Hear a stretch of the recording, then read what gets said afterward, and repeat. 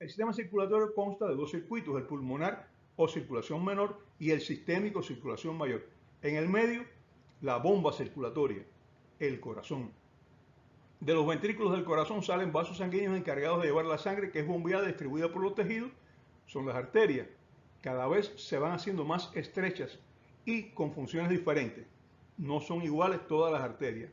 Las grandes arterias son las que se encuentran al inicio, son más elásticas y se dilatan cuando llega la onda de bombeo cardíaco. Y cuando pasa esta onda, se recuperan. El ventrículo bombea, se relaja y entonces ellas se dilatan y después se van contrayendo poco a poco. ¿Para qué hacen esto? Para mantener una presión más o menos constante en todo momento, o sea que no hay una enorme diferencia de presiones. Ya hablaremos de qué pasa cuando no consigue hacer esto, ¿no? Esto garantiza que no existan elevaciones exageradas en nuestro sistema arterial, fisiológicamente. Ellas alivian el trabajo del corazón, que gracias a esta distensibilidad de las grandes arterias puede trabajar más cómodamente, no tiene que alcanzar presiones tan elevadas. Con una presión más baja garantiza el flujo circulatorio, que es su función. Las arterias medianas tienen una pared más musculosa y son menos elásticas. Las arteriales son más pequeñas, dan paso a la red de capilares y tienen una musculatura fuerte para regular el paso de sangre a través de los sistemas de capilares de los tejidos. Esta musculatura vascular les permite cerrar este paso totalmente en las pequeñas arterias cuando es necesario o dilatarse y permitir un mayor flujo de sangre al tejido que irrigan. Los capilares son vasos sanguíneos muy finos, con poros pequeños, que permiten el paso de agua y otras sustancias y en caso de necesidad se dilatan y permiten la salida de células de defensa en dirección a los tejidos.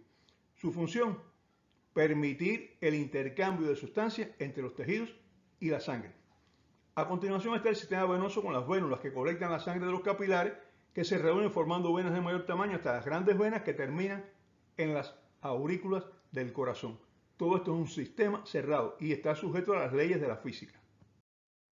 Entre la presión a la salida del ventrículo y la presión en el interior de la aurícula tiene que existir un gradiente de presiones, es decir, una diferencia de presiones, que permita que la sangre circule constantemente y en el mismo sentido, de ventrículo a aurícula, y que no exista flujo inverso, es decir, no retroceda la sangre. Esto tiene que garantizarlo el sistema de presiones del circuito cerrado, que es el circuito sanguíneo. El encargado de garantizar el flujo en estas condiciones es el corazón, la bomba cardíaca. Para ello tiene que garantizar una presión de salida capaz de vencer la resistencia periférica y de bombear la cantidad de sangre requerida, que además debe ser una fracción más o menos constante de la cantidad de sangre que él recibe en cada diástole, en cada momento de relajación. Cuando él se contrae, tiene que enviar una fracción constante de esta cantidad de sangre que recibe, porque si no se va acumulando sangre dentro del ventrículo, es un verdadero problema, ¿no? Sístole es el periodo en que se contraen las cavidades cardíacas y diástole el periodo en que se relajan para permitir la entrada de sangre. La fracción de eyección cardíaca es un concepto muy importante en cuanto a función cardiovascular, porque es el porciento de la sangre contenida en el ventrículo que es expulsada fuera, eyectada durante cada sístole. ¿Qué es importante esto? Que el ventrículo tiene que quedar con una cantidad de sangre, un remanente de sangre dentro, no puede quedar totalmente vacío. Y la fracción de eyección ventricular tiene que corresponder con la cantidad de sangre que entra al ventrículo cuando el ventrículo está relajado en la diástole.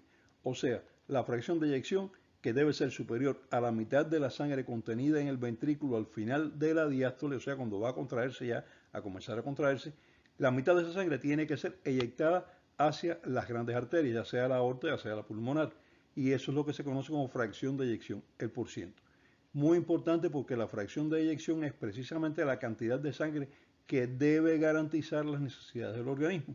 Y como decíamos, es por encima del 50% de la sangre contenida en el ventrículo. Se considera un 50% y en algunas condiciones pues puede aumentar por encima de este 50%.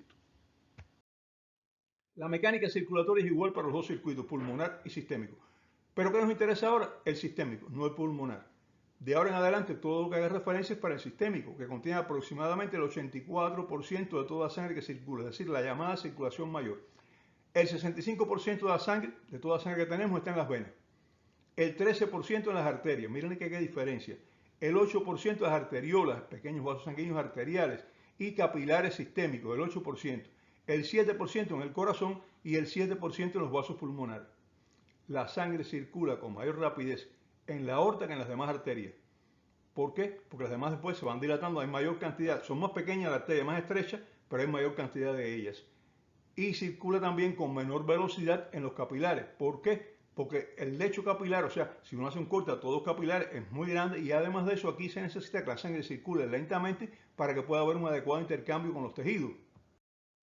La presión a nivel de la aorta es de 120 milímetros de mercurio de sistólica con 80 milímetros de mercurio de diastólica. Estas dos presiones se deben a que la mayor sistólica es la que se alcanza en el momento culminante de la sístole cuando el ventrículo está más contraído. Ahí cuando la sangre sale del ventrículo, la presión mínima diastólica es la más baja al final del periodo de reposo del corazón. Esas son las dos presiones. Las dos presiones tienen el objetivo de mantener una presión media que garantice el flujo de sangre constante, no se puede parar, en una sola dirección y sin retroceso. La presión media aproximadamente es de 94 milímetros de mercurio y se calcula multiplicando la presión diastólica por 2, sumándole la sistólica y dividiéndola entre 3. ¿Por qué? Porque se calcula que 2/3 del ciclo cardíaco es durante la diástole y 1/3 es en la sístole. Desde luego, esto ocurre cuando hay una frecuencia cardíaca menor de 100. Cuando la frecuencia cardíaca aumenta se reduce un poquito, pero bueno, en general este es el cálculo que se hace. En la aurícula la presión es de 0. 120 con 80 la salida del ventrículo, 0 en la aurícula. En los capilares es de ¿cuánto? 35 milímetros de mercurio en su extremo arterial y disminuye a 10 milímetros de mercurio en el extremo venoso. Y así, en cada vaso sanguíneo, la presión varía disminuyendo progresivamente. En las grandes venas se calcula que está entre 8 y 12 y de ahí en adelante hasta el 0 de la aurícula va variando.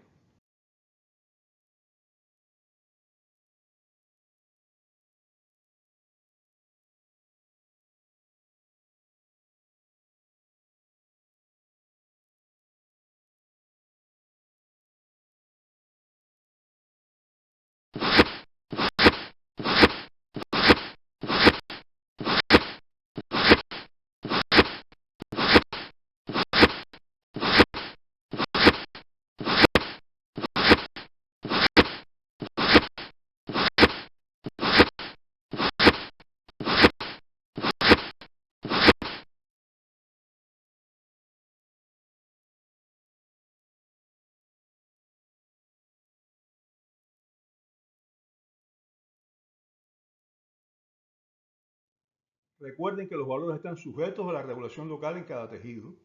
La regulación local del flujo sanguíneo por la dilatación y contracción de las pequeñas arterias disminuye o eleva la resistencia de estas pequeñas arterias al paso de la sangre, elevando vasoconstricción o disminuyendo vasodilatación, la presión a la entrada de la arteria. Se han encontrado varios mecanismos de regulación local, entre ellos el de los sistemas locales de renina, angiotensina, aldosterona, que vamos a hablar después de ellos, y otro muy importante que es la liberación por las células endoteliales en respuesta a diferentes estímulos de dos mediadores locales muy poderosos. Son locales, están ahí solamente donde se liberan, son las células endoteliales las que cubren el vaso sanguíneo por dentro. Recuerden, ellos son el óxido nítrico, que es un dilatador vascular muy poderoso, y la endotelina, un contractor también vascular muy poderoso. En caso de lesión de la célula endotelial, por aumento de la presión o por otras causas, disminuye la síntesis de óxido nítrico y aumenta la endotelina. ¿Para qué? Para protegerse, proteger las células de ahí, hacer que la sangre no llegue con tanta presión que disminuye el flujo. Y esto puede explicar la hipertensión en caso de lesiones muy extensas del endotelio vascular, como por ejemplo el llamado distrés endotelial, que eso quiere decir que hay lesiones de todo el endotelio, de la mayor parte del endotelio, y que entonces él se defiende disminuyendo, o sea, aumentando la resistencia, disminuyendo la liberación de óxido nítrico y aumentando por tanto la presión arterial. La dilatación de las arteriolas por un medicamento, el sildenafil, se debe a que inhibe la degradación de óxido nítrico en los tejidos, eleva la cantidad de óxido nítrico, se produce la misma cantidad, pero como no se elimina, aumenta, prolongando los efectos vasodilatadores del oxígeno nítrico, aumentando el flujo de sangre y reduciendo la presión en determinados sistemas. Se utiliza con mucho éxito en el tratamiento de la hipertensión arterial pulmonar y en otras situaciones. El nombre comercial del sildenafil es Viagra. Vamos a ver algunos conceptos muy importantes.